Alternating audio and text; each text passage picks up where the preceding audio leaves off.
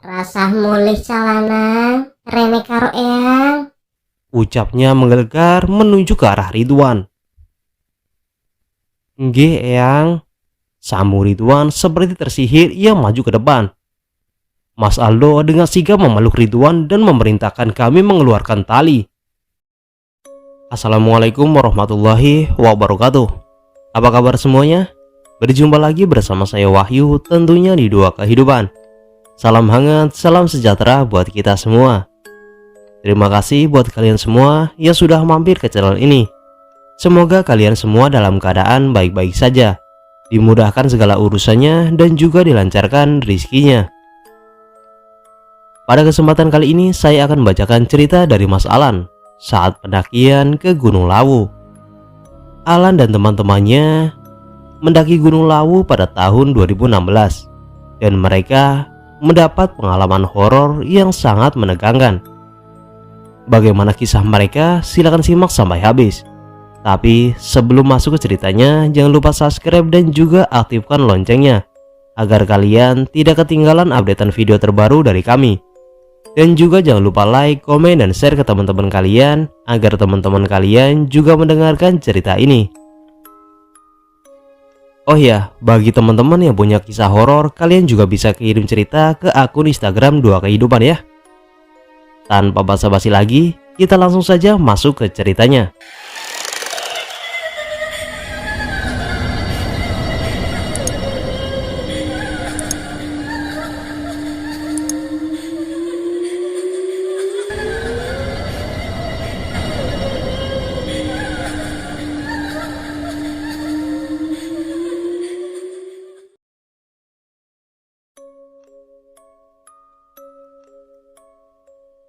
Ini kejadian di awal tahun 2016, yang mana saya masih tinggal di kontrakan itu bersama Pram dan juga Fadil. Kami memutuskan untuk mendaki Lawu setelah tahun baruan yang cukup menyenangkan. Bangun, kuliah woi, ucap Fadil membangunkanku dan Pram di pagi hari. Aku skip kuliah pagi, nyusul jam 11 aja nanti, sambungku. Titip absen ya Wak. Hehehe, sambar Fadil. Jadi nanti kan jam 1 kita berangkat, sambung Pram kepada kami.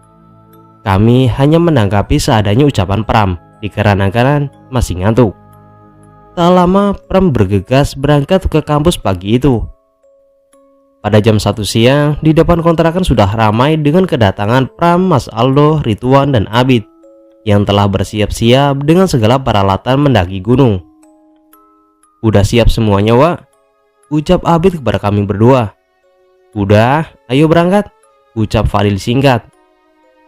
Singkat cerita, siang itu kami berangkat ke Lawu melalui kota Solo dan berbelok ke timur menuju Karanganyar.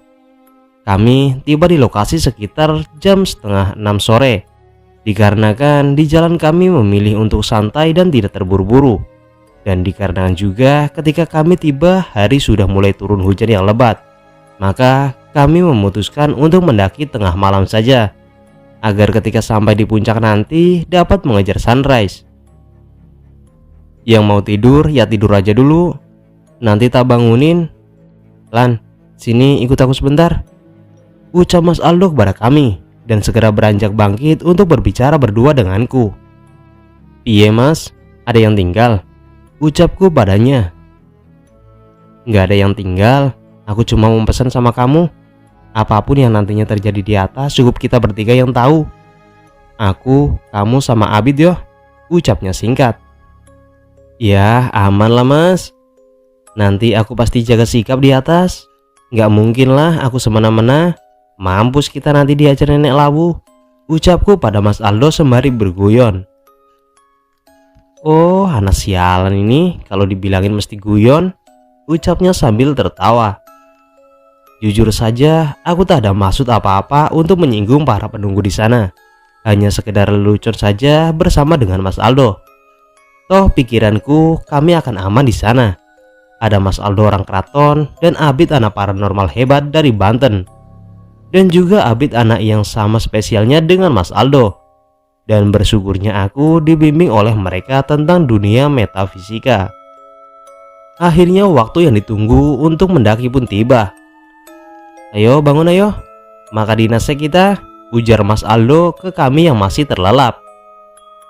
"Mas, apa nggak besok aja kita naik?" ucap Abid membuka obrolan. "Loh, ngopo Abid? Ada yang salah?" kata Mas Aldo membalas Abid. Enggak mas, ya udah ayo naik," sambung Abid memutus obrolan. Singkat cerita, setelah dibriefing oleh mas-mas penjaga gerbang Lawu, dan tak lupa pula kami berdoa untuk keselamatan kami di saat mendaki Lawu. Dan kami akhirnya bergerak tepat di pukul 12 malam 7 Januari 2016. Tak ada kejadian mengganjal selama kami mendaki. Semua aman-aman saja ketika sampai puncak. Hanya saja kami sedikit kewalahan ketika berada di pos 4 yang banyak sekali anak tangga. Oh iya, kami mendaki via Cemoro Kandang yang katanya treknya lebih mudah bagi para pemula. Setibanya di puncak pukul 7 pagi, kami sudah tak sempat lagi untuk melihat sunrise, dikarenakan kami melambat saat subuh tadi bertemu hujan di pos 2. "Iki loan, warung boyem, mangan sik lo nek lemes." Yang artinya, "Ini loan, warung boyem, makan dulu kalau lemes," ucap Mas Aldo kepada Ridwan yang terlihat kurang seger pagi itu.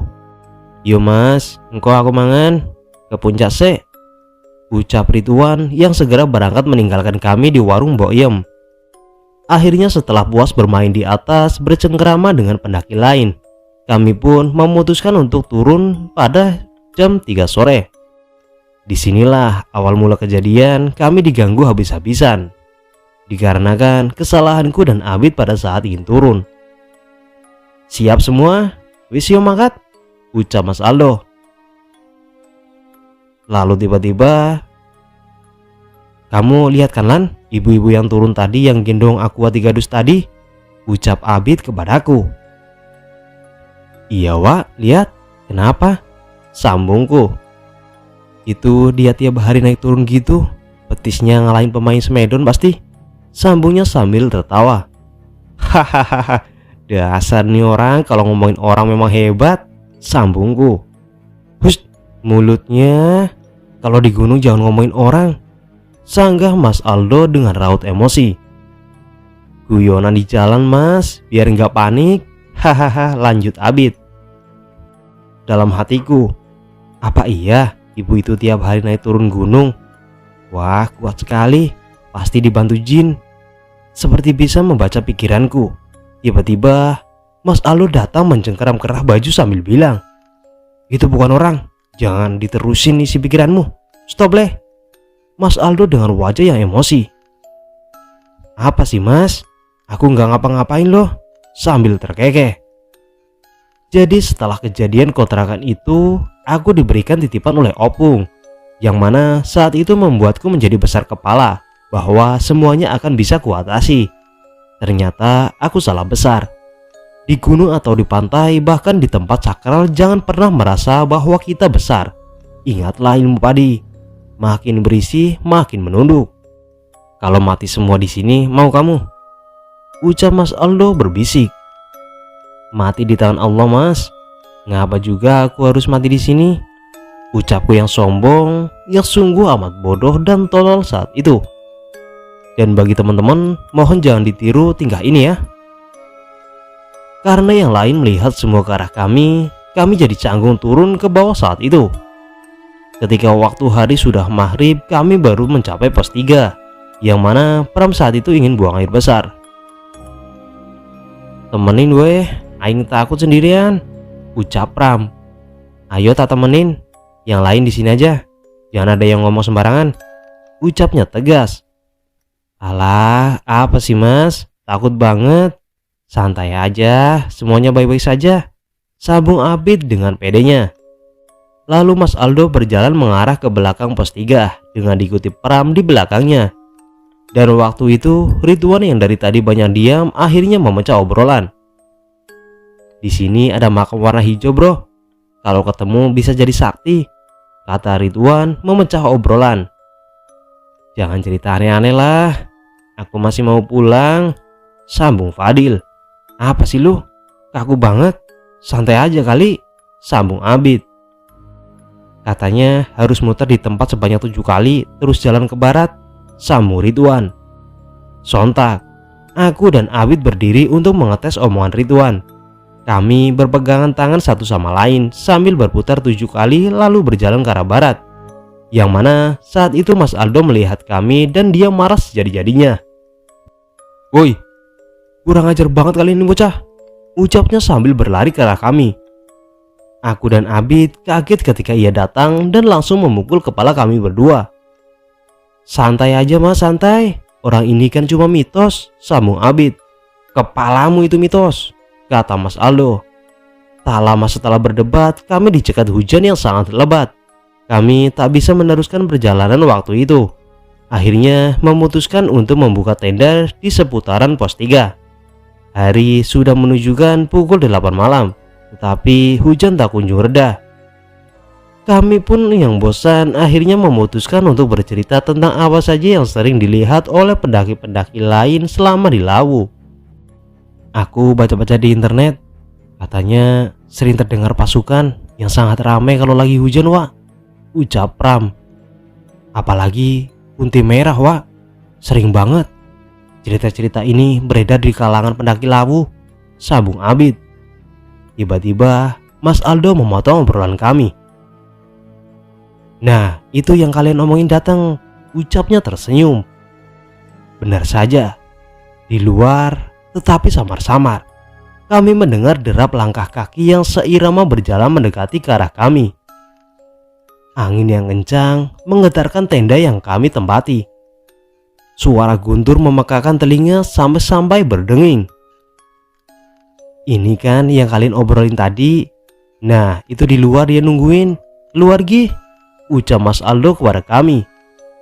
Abid yang sejatinya anaknya selalu ramah, tidak pernah angkuh sekalipun, tiba-tiba berubah menjadi Abid yang tidak kami kenal. Ia membuka keretan tirai pintu tenda sambil berteriak, Mana makhluknya? Aku mau lihat. Aku punya Allah yang lebih besar dari kalian." Tak lama dari Abid berteriak, dari arah atas berbunyi suara gemuruh. Langkah kaki mendekat seperti berlari. Fadil langsung menarik Abid masuk dan menutup pintu tenda dikarenakan panik. "Lu ngapain, Dil?" "Udah tenang aja," ucap Abid. "Kalau kau mau mati, mati sendiri aja," ucap Fadil penuh emosi. Suara gemuruh langkah masih kami dengar. Semakin dekat dan semakin mendekat. Lalu tak lama terdengar suara tertawa menggelegar dari luar tenda. "Hahaha, hahaha." Suaranya berat sekali, benar-benar berat. Kami pun terkaget mendengar suara itu. Tak lama dari suara berat itu, kami mendengar suara senandung yang sangat amat halus, sangat merdu sekali. "Cah lanang melu, ayo melu." Ya begitulah suara yang kutangkap dari indera pendengaranku. Mas Aldo yang nampak santai hanya bilang kepada kami, "Itu diajak jalan, sana pergi aja.